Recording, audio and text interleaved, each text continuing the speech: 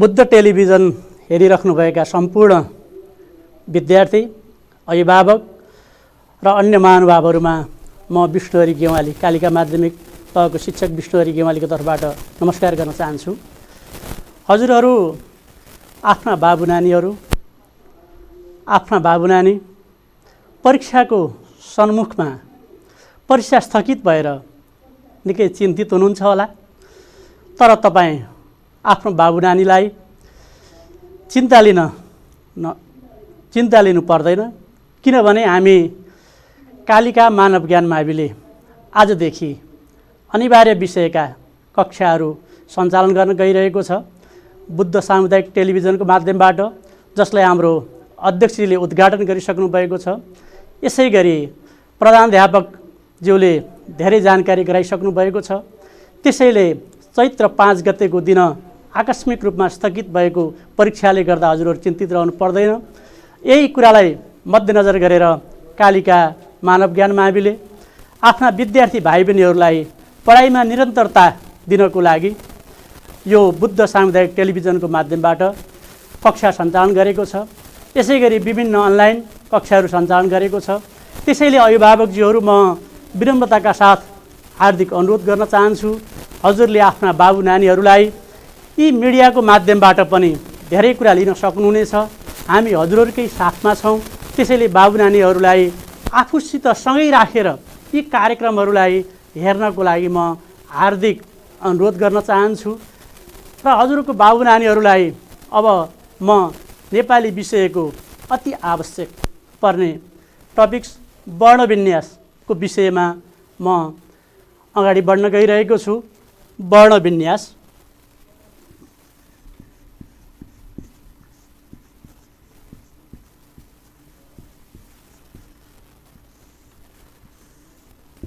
आज म यो वर्णविन्यासकै विषयलाई लिएर कक्षा सुरु गर्न गइरहेको छु र हजुरहरूले, हाम्रा विद्यार्थी भाइ बहिनीहरू, वर्णविन्यासको बारेमा हामी पढेका छौँ।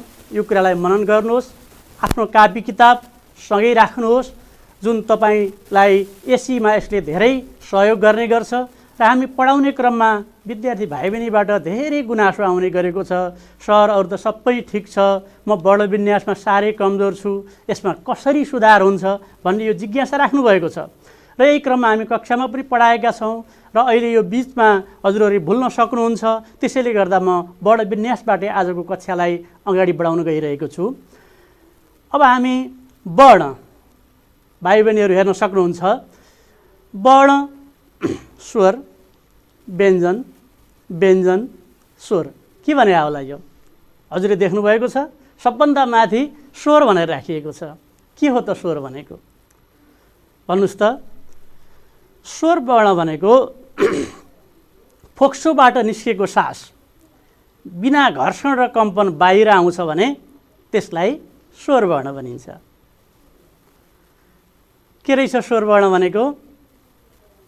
फोक्सोबाट निस्केको सास सिधै घर्षण र कम्पन बिना बाहिर आउँछ भने त्यसलाई स्वर वर्ण भनिन्छ। यस्ता स्वर वर्णहरू भनेका हेर्नुहोस् त, स्वर वर्ण अदेखि असम्म। हामी यी वर्णहरूको उच्चारण गर्ने क्रममा फोक्सोबाट निस्केको सास सिधै बाहिर आउँछ, घर्षण कम्पन हुँदैन, यसलाई हामी चाहिँ स्वर वर्ण भन्दछौँ। जस्तै अ भन्नुहोस्, यो चाहिँ श्वासनलीबाट आएको सास सिधै बाहिर निस्किन्छ, घर्षण कम्पन हुँदैन, त्यसैले यी चाहिँ स्वर वर्ण हुन्। यस्तै गरी अर्कोमा छ व्यञ्जन। व्यञ्जन भनेको के होला? व्यञ्जन भनेको फोक्सोबाट निस्केको सास घर्षण र कम्पन हुँदै बाहिर आउँछ भने व्यञ्जन वर्ण हुन्छ। फेरि सुन्नुहोस्, फोक्सोबाट निस्केको सास घर्षण र कम्पन हुँदै बाहिर आउँछ भने व्यञ्जन वर्ण हुन्छ। जस्तै क, हामी क, ख, ग यो वर्ण उच्चारण गर्ने क्रममा हाम्रो फोक्सोबाट निस्केको सासमा के हुन्छ? घर्षण र कम्पन हुन्छ। क भन्दाखेरि कण्ठस्थानतिर जान्छ, यसरी वर्ण भनेको स्वर र व्यञ्जन वर्ण। त्यसैले वर्ण बन्नको लागि स्वर र व्यञ्जन वर्णको जरुरी हुँदो रहेछ। अब हामी अझ प्रश्न पार्नु पर्यो भने स्वर वर्णबाट अक्षर निर्धारण हुन्छ, व्यञ्जन वर्ण स्वरमा लागेर मात्रै के हुन्छ, अक्षर बन्छ। जस्तै हेर्नुहोस्, काम। अब यसमा हामी क अ, क हल वर्ण हुन्छ। हल वर्णको अर्थ खुट्टो काटिनु, त्यसैले व्यञ्जन वर्णहरूको खुट्टो काटिन्छ। अनि खुट्टो काटिसकेपछि यिनको आश्रय के हुन्छ, स्वर वर्ण हुन्छ। त्यसैले यसमा क प्लस अ वर्ण मिलिसकेपछि, कमा अ मिलिसकेपछि के हुन्छ, क हुन्छ।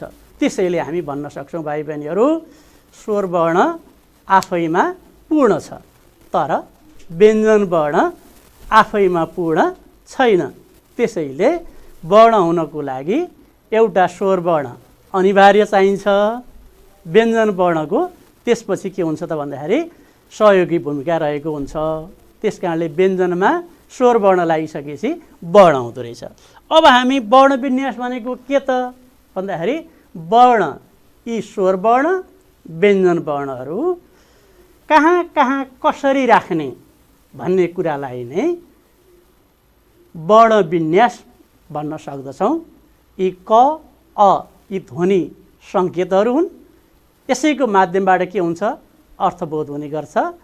त्यसै कारणले हामी वर्ण भनेको के बुझौँ त भन्दाखेरि क र अ यिनको संयोगबाट बन्ने अक्षरहरू, जस्तो ध्वनि वर्ण भनेको अ आ आदि कदेखि गेसम्मका यी ध्वनिको प्रतीक चिन्हलाई हामी के भन्दा रहेछौँ त, वर्ण भन्दा रहेछौँ।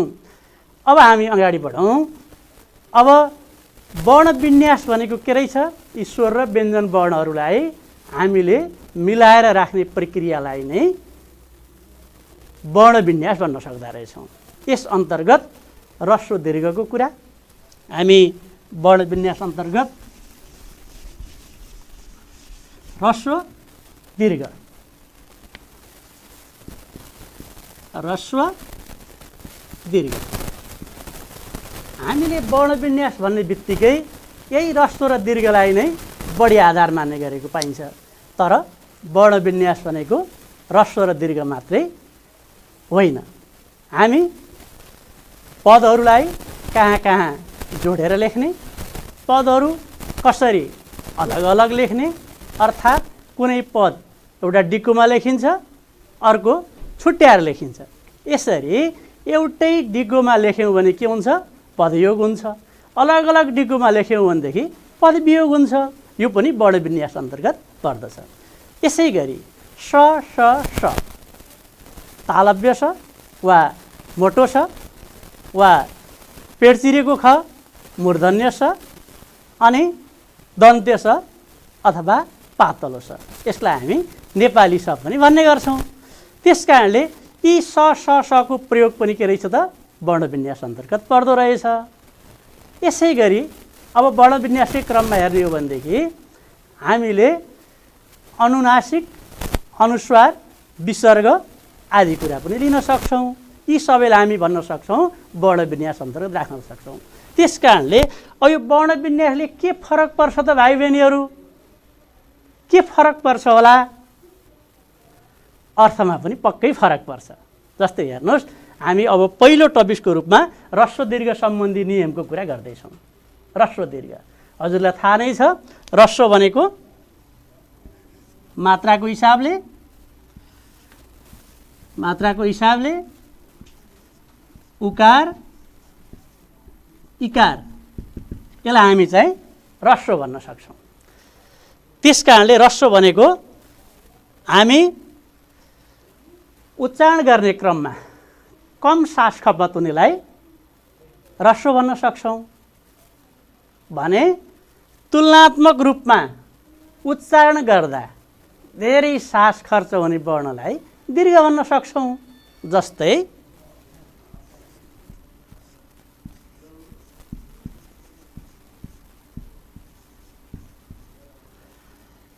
हामी मात्राको हिसाबले ह्रस्व इकार दीर्घ उकार, यसलाई चाहिँ हामी दीर्घ भन्न सक्छौँ।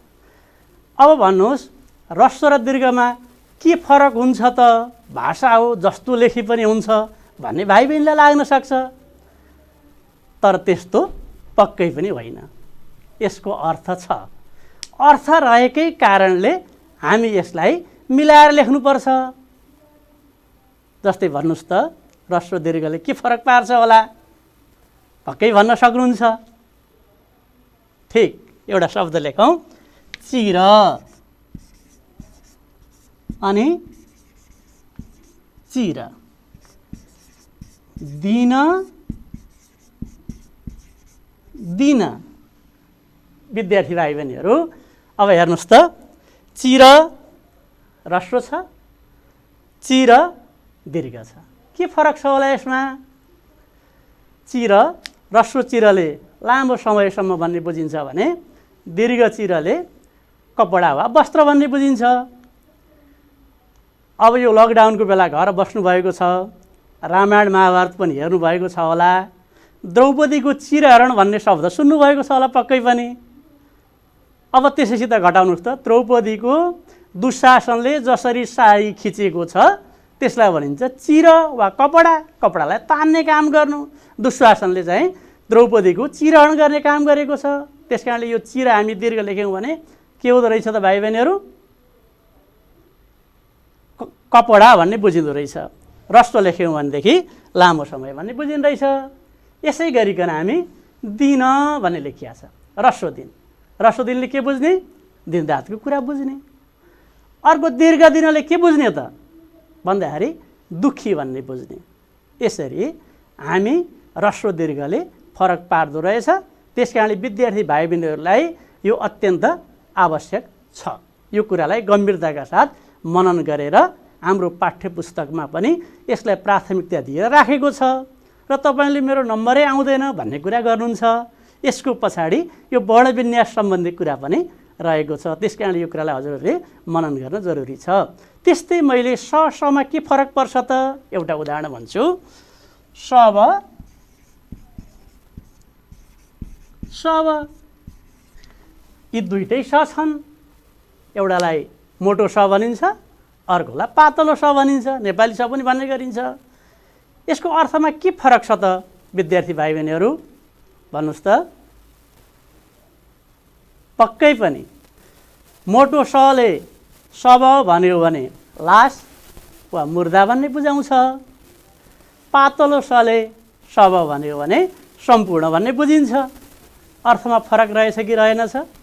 पक्कै पनि रहेछ। त्यसकारणले हामी यही कुरा बुझ्नको लागि पनि वर्णविन्यासलाई प्राथमिकताका साथ हेर्न जरुरी रहेछ। यही कुरा हामी अब अगाडि बढ्दैछौँ। अब यसपछि मैले अर्को उदाहरण दिन चाहन्छु, कृति कीर्ति। अब भन्नुहोस् त के फरक छ होला? कीर्ति कृति के फरक छ होला भन्दा कीर्ति यस राम्रो काम गर्ने, राम्रो काम बाबत प्राप्त हुने। कीर्ति पुस्तकाकार कीर्ति, जस्तै लक्ष्मीप्रसाद देवकोटाले थुप्रै काव्य कृतिहरू सृजना गर्नुभएको थियो। यसमा हामी चाहिँ कृतिको प्रयोग गर्छौँ। त्यसैले भाइ बहिनीहरू, म यो वर्णविन्यास किन आवश्यक छ भन्ने बारे हजुरहरूलाई जानकारी गराएँ। पक्कै पनि हामी अब लेख्दा यी वर्णहरूको ख्याल गरेर मात्रै अगाडि बढ्नको लागि म अनुरोध गर्दछु। अब यसपछि हामी वर्णविन्यास वा ह्रस्व दीर्घ सम्बन्धी नियमको बारेमा केही कुरा गर्न चाहन्छु।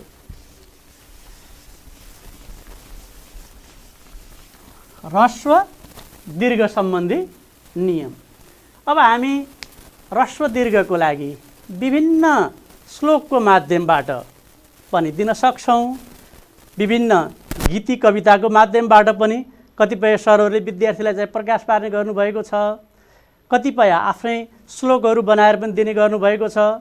यसले विद्यार्थी भाइ बहिनीहरूलाई वर्णविन्यासको क्रममा पक्कै पनि सजिलो पुर्याउँछ। त्यही क्रममा हामी पनि आज श्लोकको माध्यमबाट दिँदैछौँ। सर्वनाम, विशेषण, पेशा, जात, थर यी कुराहरू रहे। अनि साधारण नियम यो सुरुको र बिचको, ह्रस्व हुन्छ अन्तिमको, दीर्घ वर्ण यो। भाइ बहिनीहरू, हजुरले यसलाई कापीमा लेख्न सक्नुहुन्छ, सुनेकै भरमा नरहन सक्छ। त्यस कारणले यसलाई हजुरहरूले कण्ठ गर्नुभयो भने, याद गर्नुभयो भने वर्ण विन्यासको क्रममा धेरै सजिलो हुनेछ।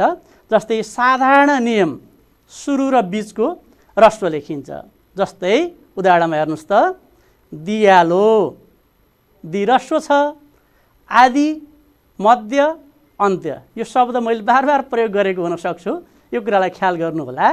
आदि भनेको सुरु, सुरुको अक्षरलाई हामी आदि भन्छौँ, मध्य बिचको लागि र अन्त्य अन्तिमको लागि। यो शब्दलाई ख्याल गर्नुहोला विद्यार्थी भाइ बहिनीहरू। जस्तै दियालो आदिमा छ, ह्रस्व छ। यसै गरी टिकट ह्रस्व छ, किनभने ह्रस्व छ। यो आदिका उदाहरण भए। यस्ता उदाहरणहरू हजुरहरूले हरेक पाठबाट खोज्न सक्नुहुन्छ, ख्याल गर्न सक्नुहुनेछ। यसै गरी खुकुरी, किसिम, कमिलो। जस्तै गरी खुकुरी हेर्नुहोस् त, बिचको कु के छ, ह्रस्व छ। अनि त्यस्तै गरी किसिम, किसिमको बिचको म के छ, ह्रस्व छ। त्यस्तै गरी अधिकार, अधिकारको दि के छ, ह्रस्व छ। यो किन यस्तो लेखियो त? हजुरको अगाडि श्लोक नै छ, साधारण नियम यो सुरुको र बिचको। अब यसपछि अन्तिमको वर्ण के लेख्नुहोस् त, दीर्घ लेख्नुहोस्। जस्तै हामी, उनी, केही, विरोधी यस्ता धेरै शब्दहरू छन्। मैले यहाँ सङ्केतको लागि मात्रै हजुरहरूलाई उल्लेख गरेँ। हजुरहरूले यो नियमको आधारमा थुप्रै शब्दहरू खोज्न सक्नुहुन्छ र हामीले लेख्ने गरेको कुरालाई व्यवहारमा परिवर्तन गर्न सक्नुहुन्छ। अब यो कुरालाई चाहिँ हजुरहरूले ख्याल गर्नु पर्यो। यसपछि हाम्रो दोस्रो नियम आउँछ, हात्ती, स्वामी, सम्धि, खसी, यति चार अपवाद, पुलिङ्गी नाम आए ह्रस्व घुमाउ हात। अब हामी पुलिङ्गी भन्छौँ। पुलिङ्गी भनेको पुरुषलाई बुझाउने। पुरुष बुझिनेलाई हामी के भन्दा रहेछौँ त, पुलिङ्गी भन्दा रहेछौँ। हो, यो पुलिङ्गी शब्दहरू, पुरुष बुझाउने शब्दहरू अब हजुरहरूले लेख्दाखेरि ह्रस्व लेख्नु पर्यो। सबैमा ह्रस्व लेख्ने गर्नुहोस्। तर नियमको क्रममा केही अपवादहरू पनि हुन्छन्। अपवाद भनेको नियममा नपर्ने। नियममा नपर्ने के रह्यो त, हात्ती, स्वामी, सम्धि, खसी यी अपवाद हुन्। यी पुलिङ्गी हुन् भाइ बहिनीहरू। तर पुलिङ्गी भए पनि यी अपवादमा रहेको कारणले गर्दाखेरि यसलाई हामी दीर्घ लेख्ने गर्छौँ। त्यस कारणले अब हजुरहरूले लेख्ने क्रममा पनि स्वामी, सम्धि, खसी यी चाहिँ के गर्न सक्नुभयो, दीर्घ लेख्नु पर्यो भने अरू पुरुषबोधक शब्द जति सबै के गर्न सक्नुहुन्छ, ह्रस्व लेख्न सक्नुहुन्छ। त्यस्तै मैले तल दिएको छु, उदाहरण हेर्नुहोस्, भाइ, भिनाजु, फुपाजु, नाति, बाबु यी के हुन् त, यी सबै पुरुष बुझिने हुन् वा भाले बोधक हुन्। त्यस कारणले यसलाई हामी के गर्यौँ त, ह्रस्व लेख्ने गर्यौँ। अब हजुरहरूको कापीमा मैले देखिरहेको छु, कतिपयले भाइ लेख्दा माथि टोपी लगाइदिनु भएको छ। तर भाइले टोपी लगाइदिनु त तिहार मात्रै हो है, अहिले चाहिँ होइन। यो ख्याल गर्नु पर्यो। त्यसैले गर्दा भाइ लेख्दा हजुरले के गर्नु पर्यो, ह्रस्व लेख्नु पर्यो। भाइ यसरी लेख्नु पर्यो, माथि इकार दीर्घ लेख्न चाहिँ भएन। त्यस कारणले अब यी नियमहरू के अन्तर्गत पर्यो त, पुलिङ्गी बोधक शब्दहरू ह्रस्व लेखिन्छ अन्तर्गत परे। अपवादको रूपमा हात्ती, स्वामी, सम्धि, खसी यी अपवादका कुरा हुन्। यसपछि मैले अर्को नियम बताउन गइरहेको छु भाइ बहिनीहरू। हजुरले ध्यान दिएर हेर्नुहोस् अनि त्यसपछि यसलाई टिपोट पनि गर्दै जानुहोस्। वर्ण विन्यासकै क्रममा दोस्रो नियम, पदान्तमा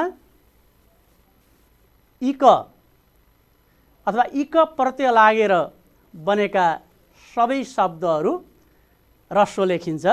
हेर्नुहोस् त, आधुनिक, अधुना प्लस इक आधुनिक ह्रस्व लेखिन्छ। निष्ठा प्लस इक नैष्ठिक, इक प्रत्यय लागेको हुनाले ह्रस्व लेखिएको छ। पुराण प्लस इक पौराणिक। यसै गरी समाज प्लस इक सामाजिक, यो पनि ह्रस्व लेखिएको छ। यसै गरी धर्म प्लस इक धार्मिक। अब भाइ बहिनीहरू, हजुरहरूले इक प्रत्यय लागेर बनेका शब्दहरू दीर्घ लेख्न चाहिँ भएन, ह्रस्व लेख्नु पर्यो। तर निर्भीक प्रतीक अलगै हुन्, यिनलाई छाडिदेऊ। जस्तै निर्भीक र प्रतीक यी अपवादका रूपमा के हुन्छन् त? दीर्घ हुने गर्छन्। त्यस कारणले निर्भीक र प्रतीक गर्दा तपाईँहरूले सधैँ दीर्घ लेख्ने गर्नुहोस्। यो नियमलाई यसले सङ्केत गर्न खोज्यो। अब यसपछि हामी अर्को नियममा जान्छौँ। भाइ बहिनीहरू, मैले माथि भनेको कुरालाई पक्कै पनि ख्याल गर्नुभएको छ। यसपछि हामी ती धी नि पिबिसी आएका तत्सम शब्द ह्रस्व लेख्नुपर्छ। अब तत्सम भनेको के होला त? भन्नुहोस् त। तत्सम, तद्भव, आगन्तुक। शब्द स्रोतहरू 3 तरिकाबाट शब्दहरू आउने गर्छन्। तत्सम, तद्भव, आगन्तुक। भन्नुहोस् त भाइ बहिनीहरू, तत्सम भनेको के होला? संस्कृतबाट जस्ताको तस्तै आएका शब्दलाई तत्सम शब्द भनिन्छ। जस्तै के होला? हामी शरीर भन्छौँ, कान्ति भन्छौँ, शिर भन्छौँ, पाद भन्छौँ, हस्त भन्छौँ। यी सबै संस्कृतबाट आएका हाम्रा शरीरका अङ्गहरू हुन्। नासिक्य भन्छौँ। यस्ता धेरै शब्दहरू के छन् त? करिब करिब 60% जति शब्दहरू संस्कृतबाट आएका छन्। त्यस कारणले संस्कृतलाई हामी जननीको रूपमा पनि लिने गर्छौँ नेपाली भाषाको सन्दर्भमा भन्नुपर्दा। अब यी शब्दहरू संस्कृतबाट जसरी आए त्यही रूपमा लगाउनु के रहेछ त? तत्सम रहेछ। कर्ण आदि कुराहरू। अब तद्भव भनेको के होला भन्दाखेरि, तत्सम भनेको संस्कृतबाट जस्ताको तस्तै आएका, तद्भव भनेको रूप बदलेर आएका। रूप बदलेर आएकालाई हामी के भन्न सक्छौँ त? तद्भव भनेर भन्न सक्छौँ। जस्तै कर्ण, कान। कर्ण चाहिँ तत्सम भयो, कान चाहिँ के भयो? तद्भव भयो। अश्रु तत्सम भयो, आँसु तद्भव भयो। यस्ता कुराहरू छन्। त्यस कारणले इति धिनी पिबिसी आएका तत्सम शब्दहरू ह्रस्व लेखिन्छ। त्यस कारणले ती धिनी पिबिसी आएका शब्दहरू ह्रस्व लेखिन्छ। हेर्नुहोस् त, कृति ती आएको छ, निधि धि आएको छ, ध्वनि नि आएको छ, लिपि पि आएको छ, हवि यो हवनको लागि तयार गरिएको अन्नलाई हवि भनिन्छ। के रहेछ अर्थ? हवि भनेको हवन गर्न योग्य अन्न भयो। यस्तै ऋषि ती धिनी पिबिसी आएका शब्दहरू ह्रस्व लेखिन्छ। तर यो के को हकमा? तत्सम शब्दमा मात्रै। भाइ बहिनीहरू ख्याल गर्नुभएको छ नि? तत्सम शब्द भनेको जस्ताको संस्कृतबाट जस्ताको तस्तै आएको र यी ती धिनी पिबिसी पदको अन्तिममा आएका शब्दहरू ह्रस्व लेखिन्छ भन्ने कुरा। यसपछि हामी अर्को नियमतर्फ लाग्छौँ। भाइ बहिनीहरूको ध्यानलाई म आकृष्ट गर्न चाहन्छु। अब यसपछि हामी ती धिनी पिबिसी पछिको अर्को नियमतर्फ जाँदैछौँ। सर्वनाम विशेषण पेशा जात थर दर्जा क्रिया दीर्घ हुन्छन्, दीर्घ लेख्ने गर। विद्यार्थी भाइ बहिनीहरूलाई यो कक्षामै कण्ठ गराएको अथवा विभिन्न समयमा अभ्यास गराएको पनि हो। यसले हजुरहरूलाई अलिक सजिलो पनि भएको होला। यो बिचको अवधिमा बिर्सेको भए पनि स्मरण गर्नु होला। फेरि जस्तै सर्वनाम के होला भन्नुहोस् त? सर्वनाम भनेको नामको सट्टामा प्रयोग हुन आउने शब्द नै सर्वनाम हो। त्यस कारणले सर्वनामहरू के हुन्छन् त? दीर्घ हुन्छन्। यो पदको अन्तिममा यसलाई पदान्त पनि भन्ने गरिएको छ। पदको अन्तिममा आउनलाई पदान्त, पदको सुरुमा आउनलाई पदादि, पदको बिचमा आउनलाई पद मध्य। यो शब्दहरू ख्याल गरिराख्नु होला विद्यार्थी भाइ बहिनीहरू। जस्तै हामी उदाहरणको लागि के लिन सक्छौँ? यिनी, सर्वनाम भयो। नि दीर्घ लेखियो, उनी, तिनी, हामी आदि, यो सर्वनाम हो। सर्वनाम भएको कारणले गर्दाखेरि पदको अन्तिममा दीर्घ लेखियो। यसै गरी विशेषण, विशेषण भनेको वस्तुको गुण, दोष, अवस्था बुझाउने पदहरू। यस्ता पदहरू अन्तिममा के लेखिन्छ त? दीर्घ लेखिन्छ। जस्तै हेर्नुहोस् त भाइ बहिनीहरू, 2-4वटा शब्द मैले टिप्पण गरेको छु। काली, गोरी, ज्ञानी, लोभी, गफाडी, यी सबै विशेषता बुझाउने पदहरू हुन्। त्यस कारणले हजुरहरूले पनि आफ्नो किताब हेरेर यस्ता विशेषता बुझाउने पदहरू आयो भने के लेख्ने? दीर्घ लेख्ने। अब झुकिएर पनि हजुरहरूले मोटी लेख्दाखेरि चाहिँ ह्रस्व नलेख्नु होला। त्यो लेख्नुभयो भने गल्ती हुनेछ। किन त भन्दाखेरि यो चाहिँ विशेषण हो। त्यस्तै गरी पेसा, पेसा बोधक शब्दहरू पनि अन्तिममा दीर्घ लेखिन्छ। जस्तै हेर्नुहोस्, व्यापारी, हली, खेती, हवलदारी आदि। यस्तै गरी जात बुझाउने शब्दहरू, यो कक्षामा धेरै तपाईँहरू विभिन्न जातको हुनुहुन्छ। कोही ठकुरी हुनु होला, कोही कामी हुनु होला, कोही राई हुनु होला, कोही जैसी हुनु होला। तपाईँले लेख्ने शब्द भनेको पदको अन्तिममा पक्कै पनि दीर्घ लेख्नु भएको छ। यदि ह्रस्व लेख्नु भएको छ भने भाइ बहिनीहरू अब यिनलाई पनि दीर्घ लेख्नु होला। यस्तै अर्को आएको छ थर। हामी विभिन्न थरका छौँ यहाँ, गेवाली, अधिकारी, सुवेदी, पराजुली। यी थरको अन्तिममा आउने शब्द पनि हामी के लेख्छौँ त भाइ बहिनीहरू? दीर्घ लेख्छौँ। त्यस कारणले हामी जति थरका छौँ हाम्रो अन्तिमको के लेख्छौँ त? दीर्घ लेख्ने गर्छौँ। त्यस कारणले यो दीर्घ नै लेख्नुपर्छ। त्यस कारणले पदको अन्तिममा आउने नाम, थरको अन्तिममा आउने पनि हामी के लेख्छौँ त? दीर्घ लेख्छौँ। सर्वनाम, विशेषण, पेसा, जात, थर, दर्जा, पोस्ट। दर्जाको अर्थ के हुँदो रहेछ? पोस्ट हुँदो रहेछ, होइन? पोस्ट बुझिने शब्द पनि हामी के गर्छौँ त? दीर्घ नै लेख्छौँ। अब क्रिया, अब क्रिया भनेको त हामी कस्तो क्रियालाई बुझ्ने भाइ बहिनीहरू भन्नुहोस् त? क्रिया, समापिका, असमापिका। हेर्नुहोस् त, समापिका,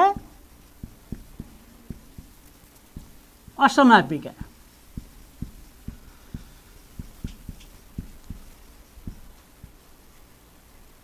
अब भन्नुहोस्, समापिका क्रिया भनेको के होला? तपाईँलाई थाहा छँदैछ, वाक्य टुङ्ग्याउन प्रयोग हुने क्रियालाई हामी के भन्छौँ? समापिका भन्छौँ। समापिका क्रियाको प्रयोग नगरिकन वाक्य चाहिँ टुङ्गिँदैन। अझ सजिलो रूपमा बुझ्नु पर्दा पूर्ण विरामभन्दा अगाडि पूर्ण विराम जहाँ दिइन्छ त्यो के हुन्छ? समापिका क्रिया हुन्छ। जस्तै जान्छ, खान्छ, पढ्छ। ल हामी के भन्न सकियो? समापिका। जान्छ, खान्छ आदि। अब असमापिका भनेको के होला भन्दा वाक्य नटुङ्गिएको अवस्था, अथवा तपाईँले यसलाई एरा अर्थ दिने भनेर पनि बुझ्न सक्नुहुन्छ। एरा अर्थ दिने, जस्तै मैले एउटा शब्द लेखेँ, खाई, पढी। यी दुईटा शब्द हेर्नुहोस् त। खाई भनेको स्त्रीलिङ्गमा प्रयोग भएको छैन। यहाँ म खाना खाई विद्यालय जान्छु भन्यो भने तपाईँले त्यो खाई भनेको के बुझ्नु पर्यो? असमापिका क्रिया बुझ्नु पर्यो। अर्थात् असमापिका क्रिया बुझ्नको लागि एरा अर्थ लाग्छ भने त्यसलाई असमापिका क्रिया भनिन्छ। जस्तै खाई, खाएर, पढी, पढेर, लेखी, लेखेर। यस्ता असमापिका क्रिया जति सबै के हुन्छन् त? दीर्घ हुने गर्छन्। त्यस कारणले समापिका क्रियाहरू वाक्य टुङ्ग्याउने भयो भने असमापिका क्रियाहरू भनेका के भयो त भन्दाखेरि वाक्यमा एरा अर्थ बुझाउने, नटुङ्गिने, वाक्यलाई जोड्नको लागि प्रयोग गरिने पनि दीर्घ लेख्नुपर्छ।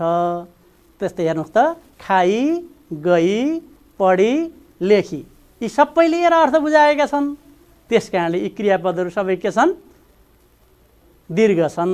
भाइ बहिनीहरू म फेरि दोहोऱ्याएँ, सर्वनाम, विशेषण, पेशा जात थर दर्जा क्रिया दीर्घ हुन्छन् दीर्घै लेख्ने गर।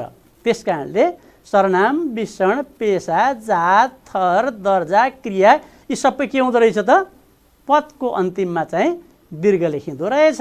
त्यस कारणले अब हामी पनि असमापिका क्रियाहरू सर्वनाम विशेषण पेशा जात थर दर्जा क्रिया आदि क्रिया भन्नाले असमापिका क्रिया बुझाउने पदहरू के लेख्नु पर्यो त दीर्घ लेख्नु पर्यो। अब तपाईले ह्रस्व लेख्नु चाहिँ भएन। त्यस कारणले अब यसपछि हामी अर्को नियममा जाँदैछौँ। यसपछि हामी अन्त्यमा हि आउने शब्द यही उही त्यही कोही सोही यी शब्द सबै के लेख्नुहोस् त दीर्घ लेख्नुहोस्। तर अगाडिका अपवाद जस्तै यसमा पनि चाहिँ भन्ने शब्द छ चाहिँ के लेख्नुहोस् त ह्रस्व चाहिँ लेख्ने गर्नुहोस्। चाहिँ अपवादको रूपमा रहेको छ। अपवाद भनेको नियममा नपर्ने यो अरू सबै दीर्घ तर हि चाहिँ के हुँदो रहेछ त ह्रस्व हुँदो रहेछ। त्यस कारणले अरू सबै दीर्घ लेख्नुहोस् तर चाहिँलाई छोडेर चाहिँ ह्रस्व लेख्नुहोस् अरू चाहिँ दीर्घ लेख्नुहोस्। यही उही त्यही कोही सोही केही यस्ता शब्दहरू अन्तिममा हि आउने के हुँदो रहेछ दीर्घ हुँदो रहेछ। त्यस कारणले अन्तिममा हि आउने शब्दहरू के लेख्नुहोस् त दीर्घ लेख्नुहोस्। भाइ बहिनीहरू यसपछि हामी अगाडि बढ्छौँ। अर्को नियम चाहिँ हेर्नुहोस् त केही प्रत्ययहरू रहेका छन्। केही प्रत्ययहरू ती प्रत्ययहरू हामी चाहिँ के गर्छौँ त दीर्घ लेख्ने गर्छौँ। जस्तै अनिय इय इन अरि तरि प्रत्यय। अब प्रत्यय भनेको त पक्कै पनि बुझ्नुहुन्छ। प्रत्यय भनेको सधैँ पछाडि लाग्ने हो। अगाडि लाग्ने उपसर्ग पछाडि लाग्ने प्रत्यय। के को पछाडि लाग्ने त भन्दा शब्दको पछाडि आउने प्रत्यय वा आधार पदको अगाडि लाग्ने उपसर्ग आधार पदको पछाडि लाग्ने प्रत्यय।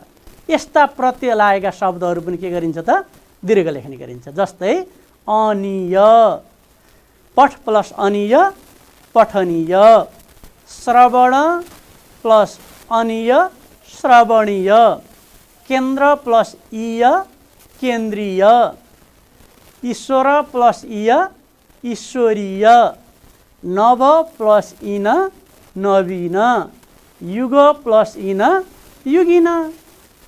त्यसै गरी त्यसो अरि त्यसरी कसो अरि कसरी सुस्त अरि सुस्तरी बेस अरि बेसरी।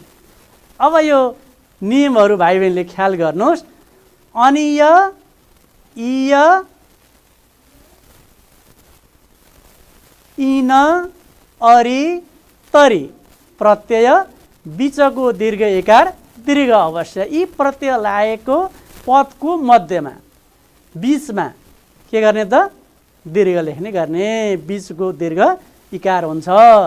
अनिय इय इन अरि तरि प्रत्यय बीचको दीर्घ इकार दीर्घ अवश्य। यी सधैँ के लेख्नुहोस् त दीर्घ लेख्नुहोस्। भाइ बहिनीहरू हजुरलाई यो आधारपद छुट्याउने क्रममा पनि धेरै काम लाग्छ र तपाईँहरूले आधारपद छुट्याउने क्रममा जुन प्रत्यय लागेको छ सोही अनुसार लेख्नु भएन भने त्यसमा चाहिँ हाम्रो सफलता प्राप्ति हुन सक्दैन। त्यस कारण जस्तै अनिय आयो भनेदेखि हजुरले पठनीय आउँदाखेरि ह्रस्व लेख्नुभयो भने बिग्रिन्छ किनभने अनिय प्रत्यय सधैँ दीर्घ हुन्छ। यसै गरी अरि यसरी त्यसरी बेसरी कसरी पनि हजुरले दीर्घ लेख्नुपर्ने हुन्छ। यो कुरालाई मैले भाइ बहिनीहरू समक्ष राखेँ। अब यसलाई चाहिँ अभ्यासको रूपमा अगाडि बढाउनु हुनेछ।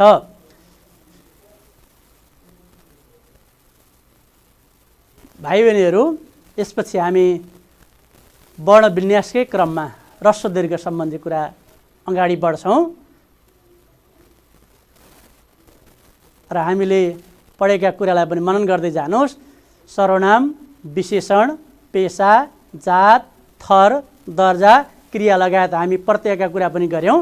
अब हजुरहरूले कति ख्याल गर्नुभयो त मैले यहाँ शब्द दिएको छु यहाँ अशुद्ध दिएको छु मैले तपाईँले हेर्न सक्नुहुन्छ र यसलाई शुद्ध गर्नुहोस्। हामीलाई परीक्षामा आउने भनेको दुवै प्रकृतिको दिन्छ। एउटा माथिको जस्तै अनुच्छेद दिन्छ, अनुच्छेदमा अशुद्ध छ, त्यसलाई शुद्ध गर्नु पर्यो। तल्लोमा शब्दहरू दिएको छ, तपाईँलाई 4वटा शब्द दिन्छ, एउटा शुद्ध दिन्छ, त्यसमा ठिक गर्नुपर्ने हुन्छ। मैले यहाँ के उल्लेख गरेको छु भाइ बहिनीहरू, हेर्नुहोस् त, शुद्ध गरी लेख्नुहोस् भन्नेमा अब यो मैले माथि बनेका वर्ण विन्यासहरूसँगै यो पनि ख्याल गर्नुहोस् भनेर दिएको छु। समाजसेवीको पार्थिव शरीर नरहे पनि उनका अमर कार्यबाट एक महान वैज्ञानिकका रूपमा उनको नाम संसारमा प्रसिद्ध छ। अब यो शब्द दिएँ भाइ बहिनीहरू। अब हजुरले यसबाट के शुद्ध होला, माथिका नियमको आधारमा यसलाई शुद्ध गरी लेख्न सक्नुहुन्छ। त्यस्तै अर्को छ, तिनी, काली, हात्ती, प्रतीक, ऋषि, गेवाली, सम्पादकीय, कुलीन। अब शब्द हेर्नुहोस् त, तिनी ह्रस्व हुन्छ कि दीर्घ हुन्छ? हामी અહીં भर्खर पढेका छौँ, के हुन्छ होला? ख्याल गर्नुहोस् त, भर्खरै पढेको कुरा बिर्सिनु हो? पक्कै बिर्सिनु भएको छैन भाइ बहिनीहरू। तिनी, यिनी सर्वनाम हुन्, त्यस कारणले के भयो त? दीर्घ लेखियो। तर यहाँ ह्रस्व छ, यो कुरा ख्याल गर्नु पर्यो। पदको अन्तिमका कुरा हुने नि, सुरुमा होइन, पदको अन्तिममा लेखिने कुरा। जस्तै काली यो विशेषण हो, त्यस कारणले ली चाहिँ दीर्घ हुनु पर्यो। हात्ती, खसी, हात्ती, स्वामी, समधी, खसी, यी उपवाद भनेर चाहिँ हामी माथि पढेका छौँ। त्यो अनुसार यहाँ के हुने हो भाइ बहिनीहरू? हात्ती, खसी चाहिँ दीर्घ हुनु पर्यो। त्यस्तै प्रतीक, प्रतीक अपवादको रूपमा के भनिएको छ? दीर्घ भनिएको छ, त्यस कारणले यसलाई दीर्घ गराउनु पर्यो। अर्को शब्द छ ऋषि। हेर्नुहोस् त, एकचोटि मैले ऋषितिर आकर्षित गर्न चाहेँ। ऋषि, अब हामी अगाडि भनिसकेका छौँ, शब्द स्रोत हेर्ने हो भने तत्सम, तद्भव र आगन्तुक। यो ऋषि हामी चाहिँ यसरी लेख्न शुद्ध हुँदैन, किनभने ऋषि लेख्न सक्छौँ हामी, यसलाई ऋषिको रूपमा प्रयोग गर्न सक्छौँ। ऋषि किनभने तत्सम शब्द हो, संस्कृतबाट आएको शब्द हुनाले यसलाई हामी चाहिँ के भन्छौँ? तत्सम शब्द भन्छौँ। त्यस कारणले ऋषि हामीले यसरी लेख्नु पर्यो। त्यस्तै अरू शब्दहरू छन्, हेर्नुहोस् भाइ बहिनीहरू।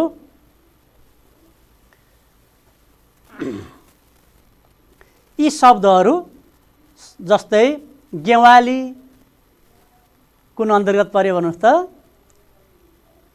हो, पक्कै पनि ख्याल गर्नुभयो, यो चाहिँ थर अन्तर्गत पर्यो होइन? सरनाम, विशेषण, पेसा, जात, थर हामी भर्खर पढेका छौँ। त्यो कुरालाई ख्याल गर्नुहोस्। अब तपाईँको नामको अन्तिममा आउने अक्षरहरू पनि के गर्नुहोस् त? थरको दीर्घ लेख्नुहोस्, ह्रस्व नलेख्नुहोस्। अब तपाईँहरूको कापीमा भोलि मैले ह्रस्व देखेँ भने हेर ख्याल गर्नु भएन भन्ने कुरा बन्नेछु है भाइ बहिनीहरू। यस्तै गरिकन सम्पादकीय, हामी प्रत्ययको कुरा गरेका थियौँ, य प्रत्यय लागेको छ, सम्पादक प्लस य सम्पादकीय, त्यस कारणले य प्रत्यय लागेको दीर्घ लेखिएको छ। यस्तै गरी कुलीन, कुल प्लस इन, कुलीन, यो शब्द पनि हामी के गरेका छौँ? दीर्घ लेखेका छौँ। अब भाइ बहिनीहरू, वर्ण विन्यासको बारेमा हामी धेरै छन्, वर्ण विन्यासको बारेमा लेखिएका कुराहरू। तपाईँ धेरै कुरातिर नलागेर हामी यी उल्लेख गरेका कुराहरूलाई राम्ररी मनन गर्नुभयो भने तपाईँको लेखनमा पक्कै पनि सुधार हुन्छ।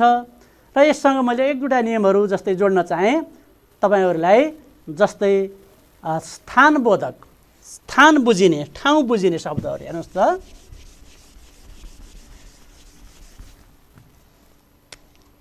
स्थानबोधक शब्द, स्थान भनेको के? ठाउँ बुझिने। त्यस्तै गरी नदीबोधक शब्द, नदी बुझिने। यी शब्द पनि भाइ बहिनीहरू के लेख्ने गरिन्छ? दीर्घ लेख्ने गरिन्छ।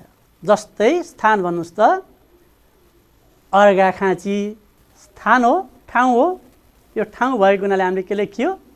दीर्घ लेखियो। गुल्मी, अन्तिमको इकार के लेखियो? दीर्घ लेखियो। रूपन्देही, अन्तिमको दीर्घ लेखियो। यस्ता धेरै स्थान बुझिने इकार र उकार आयो भने भाइ बहिनीहरू के लेख्ने त? दीर्घ लेख्ने, ह्रस्व चाहिँ नलेख्ने। त्यस कारणले स्थानबोधक शब्द पनि के हुँदो रहेछ? दीर्घ हुँदो रहेछ। यसै गरी नदीबोधक शब्दहरू, नदीलाई बुझाउने शब्दहरू पनि के हुँदो रहेछ त? दीर्घ लेखिँदो रहेछ पदको अन्तिममा। यसै गरी भाइ बहिनीहरू, मैले अझै एउटा शब्द जोड्न चाहेँ, सङ्ख्याबोधक शब्द। सङ्ख्या भनेको त पक्कै पनि बुझ्नुहुन्छ हैन? अब यी सङ्ख्या बुझिने शब्दहरू दीर्घ लेख्ने गरिन्छ। जस्तै 3 हेर्नुहोस्, 3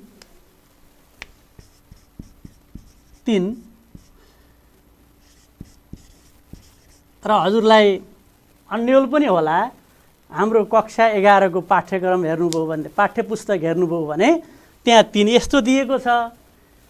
अनि हजुरलाई कन्फ्युज हुनु स्वाभाविकै छ, कुन लेख्ने त? जुन लेखे पनि हुँदो रहेछ भन्ने हुनसक्छ। तर त्यस्तो होइन भाइ बहिनीहरू। हाम्रो मानक व्याकरण अनुसार सङ्ख्याबोधक शब्द 3 दीर्घ नै लेख्ने गरिन्छ। त्यो बिचमा वर्णविन्यासको अन्यलको अवस्थाले गर्दाखेरि त्यहाँ ह्रस्व पनि लेखिएको छ।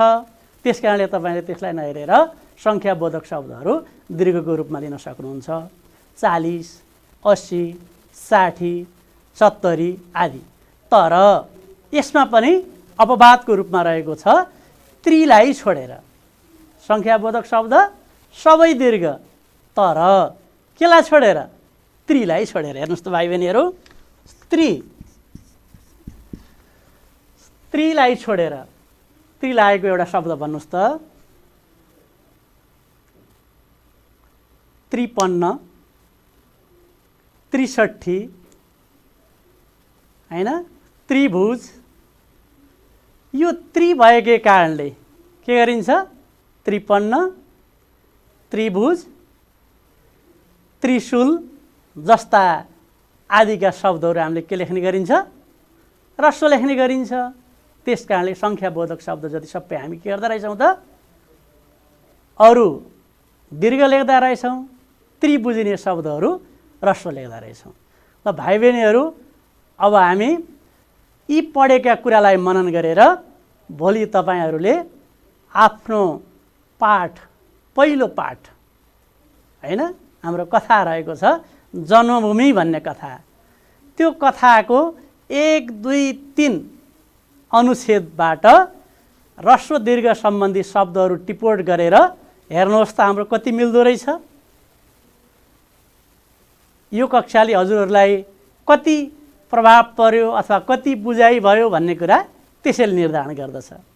त्यसकारणले भाइ बहिनीहरू, हामीले वर्णविन्यासको क्रममा सबभन्दा पहिलो ख्याल गर्नुपर्ने कुरा ह्रस्व दीर्घ सम्बन्धी कुरालाई हामी राख्यौँ। यसलाई लेखाइमा हजुरले ख्याल गर्दै जानुस्। पक्कै पनि यो क्लासले हजुरहरूलाई सुधार हुनेछ भन्ने अपेक्षा मैले लिएको छु। ल त भाइ बहिनीहरू, अब हामी यसपछि दोस्रो वर्णविन्यास अन्तर्गत देखा पर्ने दोस्रो नियममा प्रवेश गर्दैछौँ। दोस्रो नियम रहेको छ वर्णविन्यासको क्रममा पदयोग, पदवियोग। अब हामी पदयोग र पदवियोगको बारेमा अलिकति चर्चा गरौँ भाइ बहिनीहरू। पदयोग भनेको के होला भन्नुस् त?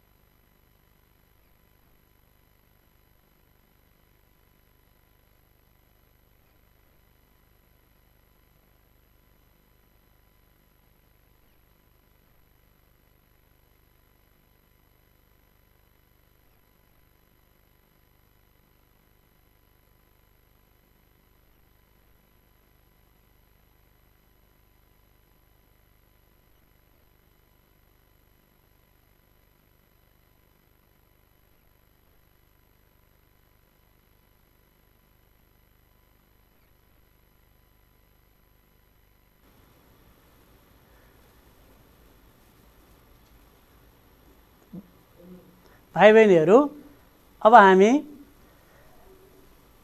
वर्णविन्यास सम्बन्धी ह्रस्व दीर्घका कुराहरू गऱ्यौँ। अब हजुरहरूले आज यी पढेका विषयहरूलाई कतिको ख्याल गर्नुभएको छ मैले भोलि हेर्नेछु। अब यसपछि हामी सामान्यतया वर्णविन्यासको लागि हजुरहरूले लेख्दा ख्याल गर्नुपर्ने कुरा छ। यो नियमले मात्रै सबै कुरा हुँदैन। हजुरले लेख्दा पुल्लिङ्गी बोधक शब्द ह्रस्व लेख्नुपर्छ भनेर चाहिँ मैले पढाएँ, हजुरले पनि त्यही हेर्नुहुन्छ। तर दाई लेख्दा माथिबाट दीर्घ लेख्नुहुन्छ भने यसको पनि अर्थ रहँदैन। त्यस कारणले लेखाइमा हजुरहरूले ख्याल गर्नुपर्ने पक्ष छ। त्यस्तै गरी मैले भने सर्वनामका कुरा, विशेषणका कुरा, पेशाका कुरा, जातका कुरा, थर, सर्वनाम, विशेषण, पेशा, जात, थर, दर्जा, क्रिया। क्रिया भन्नाले भाइ बहिनीहरू म फेरि यसलाई दोहोऱ्याएँ, हजुरहरू कन्फ्युज हुन्छ कि जस्तो लाग्यो मलाई। क्रिया भन्नाले असमापिका क्रिया। यस्ता क्रियाहरू, असमापिका क्रिया चिन्ने आधार के रहेछ त? एउटा नटुङ्गिएको क्रिया, अर्को भनेको एरा अर्थ बुझाउने क्रियाहरू। खाई, गई, पढी, लेखी जस्ता शब्दहरू असमापिका क्रिया हुँदो रहेछन्। त्यस कारणले यस्ता असमापिका क्रियाहरू पनि हामी दीर्घ लेख्ने गर्छौँ, दीर्घ लेख्नुपर्छ। अब हजुरहरूको कपीमा यो चाहिँ असमापिका क्रियाहरू पनि दीर्घ लेख्नु पर्यो, हैन? त्यस्तै गरिकन मैले सङ्ख्याबोधक शब्दको कुरा गरेँ। सङ्ख्याबोधक शब्द पनि पदान्तमा, यो पद आदि, पद मध्य, पदान्त। पद आदि पदको सुरुमा, पद मध्य पदको बिचमा, पदान्त पदको अन्तिममा। यी कुराहरूलाई विद्यार्थी भाइ बहिनीहरूले ख्याल गरेर लेख्दै जानुभयो भने पक्कै पनि यो हजुरहरूको लागि अनुकूल समय पनि छ, प्रशस्त समय छ, बाहिर निस्कन मिल्ने अवस्था पनि छैन। त्यस कारणले बसेर यो के रहेछ भन्ने कुरालाई प्रयोगको रूपमा हेर्नुभयो भने, प्रयोगात्मक रूपमा लग्नुभयो भने पक्कै पनि यो वर्णविन्यासमा सुधार हुनेछ। यस्तै गरी भाइ बहिनीहरू, मैले अन्तिममा भनेका कुराहरू मैले फेरि एकचोटि दोहोऱ्याउन चाहन्छु हजुरहरूको ध्यानलाई। म यतै आकृष्ट गर्न चाहन्छु। हजुर मेरै नजिक हुनुहुन्छ, यसलाई चाहिँ राम्ररी हेर्न सक्नुहुन्छ भाइ बहिनीहरू। जस्तै नदी बोधक शब्दका कुराहरू गऱ्यौँ हामी। नदी बुझिने शब्दहरू कर्णाली, भेरी आदि, यी नदी बोधक शब्दहरूको कुरा गरेँ मैले। यस्तै गरी स्थानबोधक, ठाउँलाई बुझिने शब्दहरू, स्थानबोधक भन्नुहोस् त एउटा नाम हजुरले। जस्तै हामी अगाडि उद्घोषै गरेका शब्दहरू भन्नुहोस्। स्याबास, अर्घाखाँची, गुल्मी, रूपन्देही, हामीले यही शब्द उच्चारण गरेका थियौँ। यस्ता थुप्रै शब्दहरू छन्, हजुरहरूले बुझेर स्थानबोधक शब्दको अन्तिममा आउने पदलाई इकार र उकार, इकार र उकारको अर्थ हुन्छ अन्तिममा इ आउने, अन्तिममा उ आउने पदहरू पक्कै पनि दीर्घ लेख्नुहुनेछ। यसै गरी हामी भाषाको कुरा गरौँ भाइ बहिनीहरू। भाषाबोधक शब्दहरू जस्तै भाषा, भाषा बुझिने भन्नुहोस् त। संसारमा धेरै भाषाहरू रहेका छन्, हैन? ती भाषाहरूको अन्तिममा आउने इकार उकार के लेखिन्छ?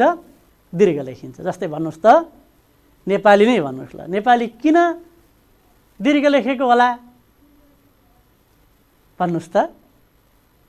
पक्कै पनि नेपाली एउटा भाषा हो, हैन?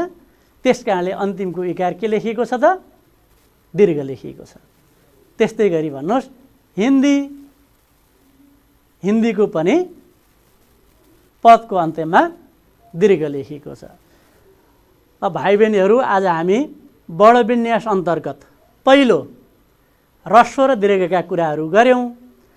अब यो हाम्रो पहिलो क्लास हो, हाम्रो पनि पहिलो प्रयास हो र यसको लागि यस बुद्ध टेलिभिजनले हामीलाई धेरै सहयोग गर्नुभएको छ र हाम्रो पहिलो प्रयास भएको कारणले पनि यसमा धेरै गल्तीहरू हुन सक्छन् र भाइ बहिनीहरू हाम्रो यो आजको पहिलो क्लास पहिलो पिरियड युवराज सरले लिनुभयो, दोस्रो पिरियड म विश्वहरी गेवालीले लिएँ र हाम्रो बिचमा हाम्रो प्राचार्यज्यूले अगाडि उद्घोष गरिसक्नु भएको छ।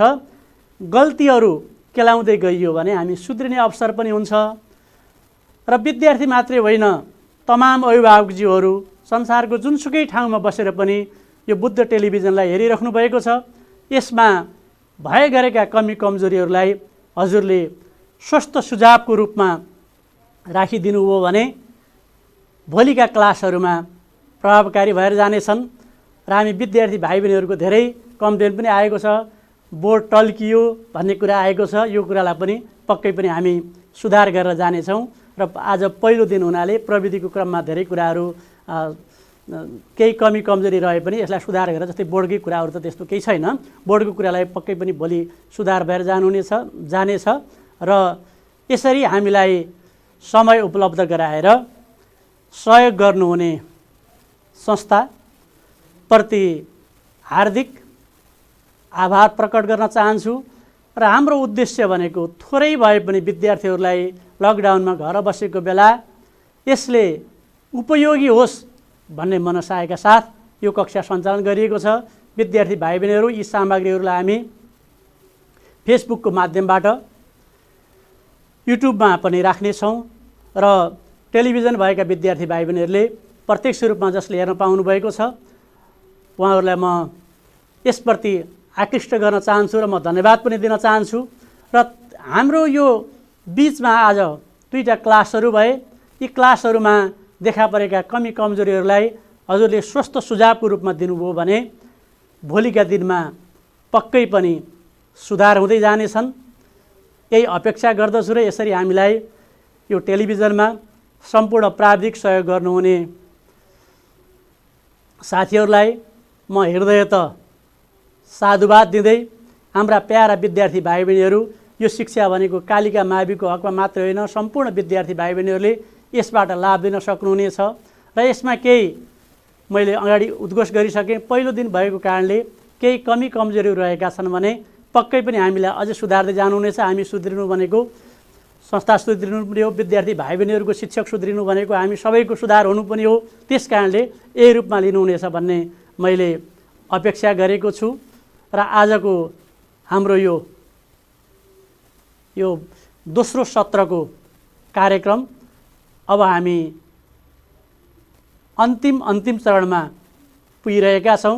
त्यसैले भाइ बहिनीहरू आज मैले पढाएको कुरालाई गम्भीरताका साथ हेरेर यसमा सुधार गर्नुभयो भने यो संस्थाको लगानी हाम्रो प्रयास सार्थक हुनेछ र म विद्यार्थी भाइ बहिनीहरूसँगै म अभिभावकज्यूमा पुनः के अनुरोध गर्न चाहन्छु भने हाम्रा विद्यार्थी भाइ बहिनीहरूलाई रचनात्मक काममा लगाउनुहोला र हामीले भोलिका दिनमा पनि यसै गरिकन यही समयमा आजकै समयमा भोलिको दिन गणित र विज्ञान, भोलि गणित र विज्ञानको कक्षा अध्यापन हुनेछ।